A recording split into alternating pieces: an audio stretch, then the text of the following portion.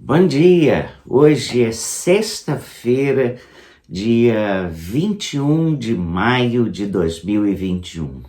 Alguns anos atrás, eu estava numa igreja pequena e eu senti a necessidade de ter um grupo de irmãos que orasse comigo. Mas eu não queria, assim, muita gente, não. Eu queria um grupo pequeno de oração em que a gente pudesse ter um ministério de intercessão, não só por mim, mas pela igreja, um grupo bem especial. Mas eu não queria fazer uma panelinha, então o que eu fiz? Lá do púlpito, eu convoquei irmãos que gostariam de orar comigo 1 hora por semana. Mas fiz o seguinte, disse que a nossa oração seria numa quinta-feira, das 9 às 10 da noite. E como o nosso templo era um lugar muito difícil de se parar carro, então era um desafio para poucos. E 4 irmãos apareceram e se ofereceram para orar. Era o que eu queria. De repente, uma crente bem nova, recém-batizada, disse: "Posso entrar no grupo?" Eu disse: "Pode." E ela entrou no grupo e ela fazia umas orações tão sinceras, sem aqueles chavões, sem aquele chinês espiritual de quem foi criado na igreja. E ela acabava de orar e falava assim: "Desculpem, eu não sei orar." Mas ela estava nos ensinando a orar. Ela não sabia que aquelas orações tão genuínas, tão simples, estava nos ensinando tanta coisa. O livro de Daniel, na Bíblia, narra um rei decretando que ninguém poderia orar por 30 dias. Daniel foi para a cova dos leões porque o desobedeceu.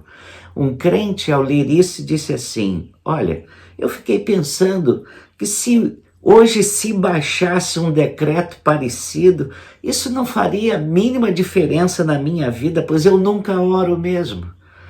Eu achei pelo menos que ele foi bastante sincero. Já parou para pensar quantas pessoas que se dizem crentes em Cristo hoje e que poderiam dizer a mesma coisa? Na relação dos dons dados à igreja não existe o dom da oração. Ainda bem, né? Porque se só alguns tivessem esse dom, nós diríamos assim: eu queria tanto orar, mas pena que Deus não me deu o dom. Devemos dar muitas graças a Deus, porque qualquer crente tem o privilégio de falar com Deus. Mas na prática parece que Deus escolheu alguns poucos irmãos para orar. Geralmente esse grupo é tão pequeno que em muitas igrejas ele é chamado de guerreiros de oração ou exército da fé ou alguma coisa parecida.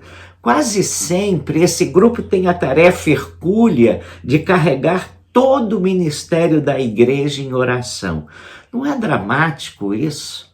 Algumas pessoas costumam dizer que oram sem cessar. Na verdade, elas nunca param num quarto fechado ou num lugar secreto para orar, como nos ensinou Jesus no Sermão do Monte.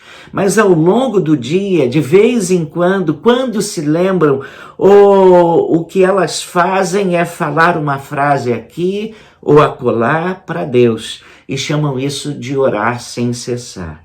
Isso parece muito com aquele marido que tenta ler o jornal diário ao mesmo tempo em que conversa com a sua esposa. Se você nunca fez isso, experimente e veja como acontecerá a Terceira Guerra Mundial dentro do seu lar.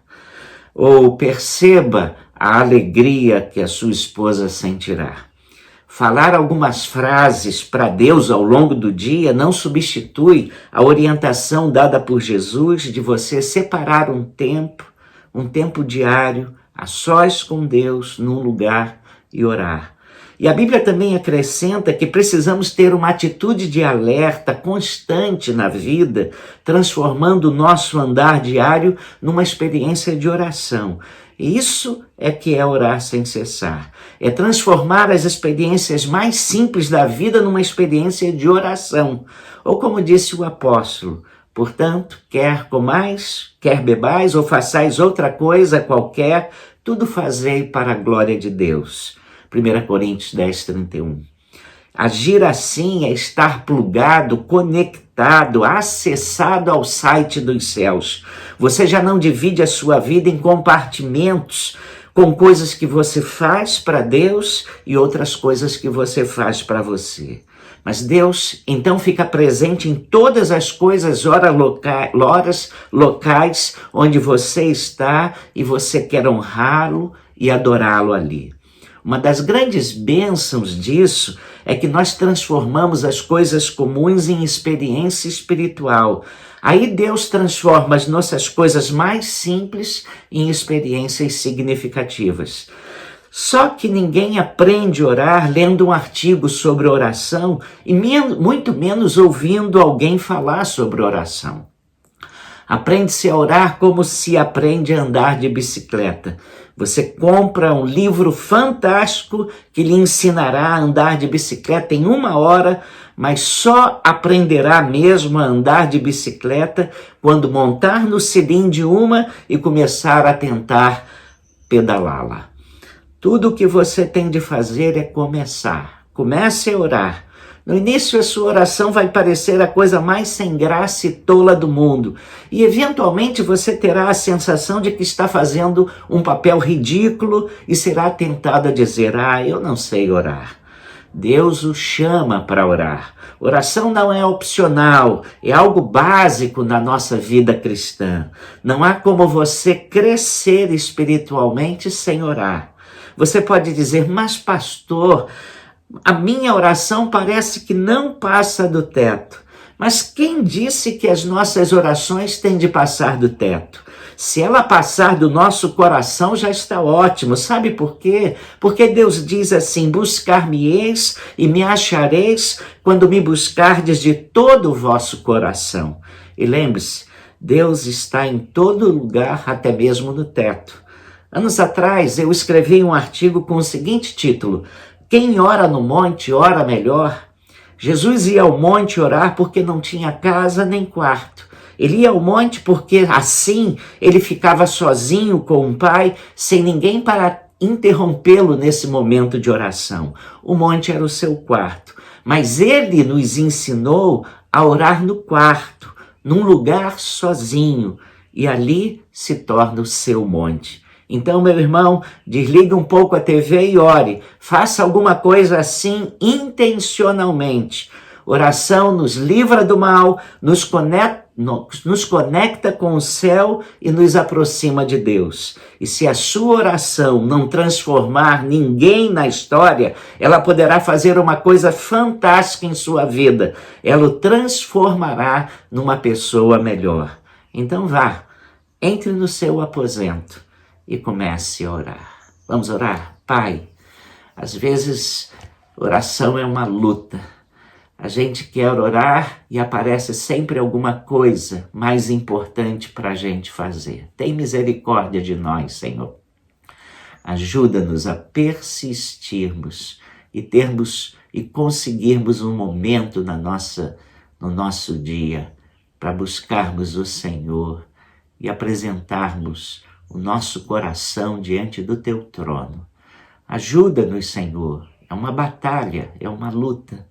Mas nós precisamos do Senhor, precisamos da tua graça, precisamos da tua bênção, da tua orientação. Precisamos que o Senhor regue o nosso dia com a tua presença alimentada, a tua presença querida, a tua presença santa no nosso coração e na nossa vida ao longo do dia. Faça isso, Senhor, nos abençoa nos ajudando a aprendermos a orar e teremos certeza de que o Senhor será a maior bênção do nosso dia. Pedimos isso, agradecidos pela tua disponibilidade e te louvamos por termos-te a ti como nosso Deus. Em nome de Jesus, oramos. Amém. Tenha um final de semana bem feliz.